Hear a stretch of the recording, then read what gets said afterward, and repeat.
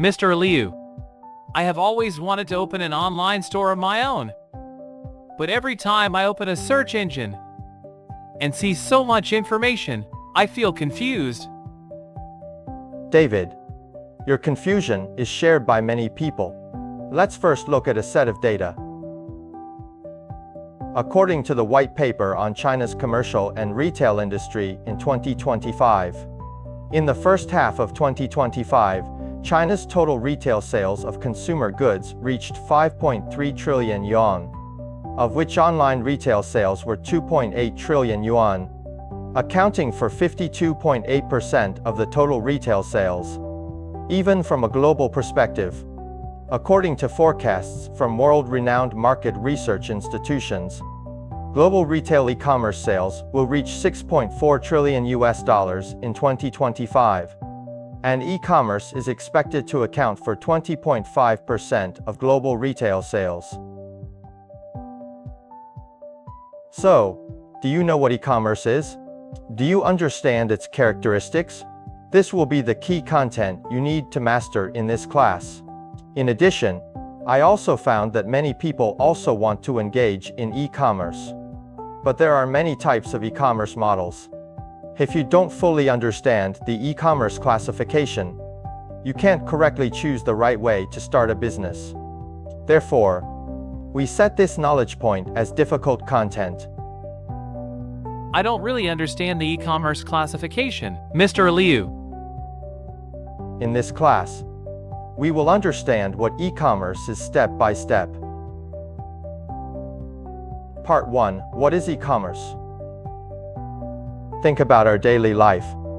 For example, raisins from Shenzhen and coffee machines from Germany can be delivered to your home with just a few taps on your phone. This is e-commerce. Simply put, e-commerce is the entire process of completing commodity transactions through the internet, from product selection, payment to after-sales service, all done online. Part 2. What are the characteristics and classifications of e-commerce? So are food delivery platforms considered e-commerce? I just bought milk tea on them yesterday. Of course, e-commerce is more than just selling clothes and bags. We can classify e-commerce into the following types, based on the different transaction objects. Business-to-consumer sales are called B2C, such as JD.com's self-operated business. Consumer-to-consumer sales are called C2C, such as reselling second-hand products on Xianyu. There is also business-to-business B2B, such as a platform where factories supply supermarkets. The food delivery platform you just used is O2O. The factory direct sales that you often hear about in recent years are F2C, and the popular Xiaomi mobile phone and car online pre-sale model is a type of C2B. For example, how can a new electronic bracelet? How can sales be carried out? First, you can open a flagship store on Pinduoduo B2C to attract consumers through brand influence. Then, start pre-sale mode for hunger marketing C2B. Let consumers make reservations in advance and increase market expectations. When officially released, supply local digital stores B2B to expand offline sales channels. At the same time, launch on Meituan and offer delivery services O2O to meet the needs of instant purchases. Occasionally, you can also sell samples on Xianyu C2C. If one day you don't need to operate a store, you can also adopt the F2C model. Sell directly from manufacturers to consumers. Reduce intermediaries. Reduce costs. And allow customers to buy goods at a more affordable price. A product can be flexibly sold in multiple e-commerce models to achieve full coverage. So what do they all have in common?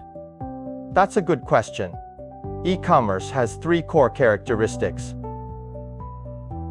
First, transactions are virtualized and convenient. Each customer's browsing history and consumption habits are stored in the database, saving selection time. Secondly, it is instant, convenient, efficient, and has low transaction costs. Even if an order is placed at 3 a.m., customers in Xinjiang can buy fresh mangoes from Guangxi without having to go to Guangxi to eat them. Finally, the transaction is electronic and paperless, and the entire process, from ordering to returns, is solved in an online closed loop. In addition, traditional businesses have to wait for customers to come to the store, while e-commerce is like opening a store in everyone's pocket. Just like last week's heavy rain, my orders for rain boots soared. In addition, e-commerce also has extremely important social and economic significance. First, it breaks geographical restrictions, allowing products from remote areas to enter the national and even global markets, helping rural revitalization and common prosperity. For example, some specialty agricultural products in mountainous areas have found new sales channels through e-commerce platforms, greatly improving the income level of local residents. Secondly, e-commerce provides a broad platform for innovation and entrepreneurship for young people, whether they are college students or newcomers in the workplace. As long as they are creative and passionate, they can find their place on this platform and realize their entrepreneurial dreams. For example, many small handicraft manufacturers have successfully built their own brands through social media and e-commerce platforms and gained market recognition and support. Finally, e-commerce has promoted the transformation and upgrading of traditional industries. More and more traditional enterprises have begun to use internet technology to optimize supply chain management, improve operational efficiency, and reduce costs, thereby gaining an advantageous position in the fierce market competition.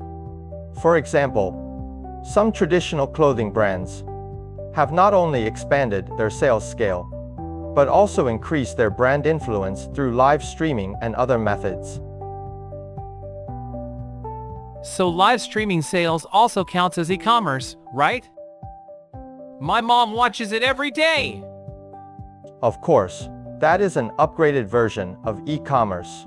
You see those anchors trying on lipstick while shouting 3, 2, 1, here's the link. In essence, the transaction is still completed through the internet, but the pictures and texts are replaced by real-time interaction. In fact, it is very simple to judge whether it is e-commerce. As long as the internet plays a key role in the transaction process, it belongs to e-commerce. This is the core content we want to grasp today. Let's review it together. First, e-commerce, the entire process of commodity transactions, is completed through the internet, from product selection, payment to after sales, all done online. Second, e-commerce characteristics. 1. Virtualization and convenience of transactions. 2. Immediacy, convenience, high efficiency, and low transaction costs. 3. Electronic and paperless transactions. Third, e-commerce classification. B2B, business to business. B2C, business to consumer. C2C, consumer to consumer. O2O, online to offline. C2B, consumer to business. F2C, factory to consumer. Fourth, the socio-economic significance of e-commerce. Breaking geographical restrictions, helping rural revitalization and common prosperity, providing a broad innovation and entrepreneurship platform to support young people in realizing their dreams, promoting the transformation and upgrading of traditional industries, and enhancing market vitality and competitiveness. E-commerce not only connects goods, but also connects people's hearts. It not only creates wealth, but also carries responsibilities. As e-commerce professional in the new era, we must not only understand technology and operations, but also be honest, responsible, and accountable. Only by adhering to honest operations, abiding by laws and regulations, and serving the society, Can e-commerce truly become a positive energy to promote social development? After class, please think about the following question. If you want to open an online store, which e-commerce model would you choose? Why?